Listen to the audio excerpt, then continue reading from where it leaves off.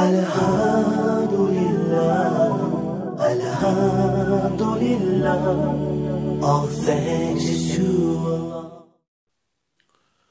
اچھا، پہلے بھی جو ہے یہاں پر ایک میں بات عرض کروں کہ میں نے ایک سلسلہ شروع کیا تھا اور وہ سلسلہ میں نے بند نہیں کیا.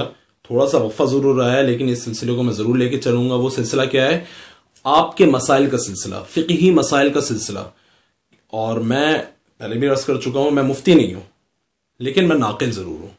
جو مفتیان کرام سے مسائل لوگوں نے پوچھے اور لوگ ابھی بھی وہ مسئلے پوچھتے ہیں، تو جو ان کے جوابات مفتیان کرام نے جو ذکر کیے، ان جوابات کو آپ تک پہنچا دینا اس سوال کے ساتھ، تاکہ جن لوگوں کو اس چیز کا علم نہیں ہے ان کو اس کا علم ہو جائے. اور یہ بہت ایک بہترین چیز ہے.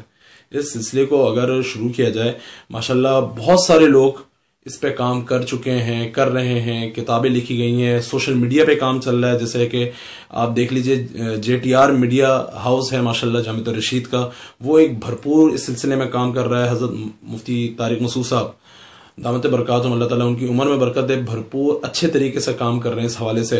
اور بھی چند ایک لوگ ہیں جو سوشل میڈیا پہ بہت زیادہ یہ سلسلہ لے کر چل رہے ہیں. اللہ تعالیٰ ان کی خدمات کو قبول فرمائے.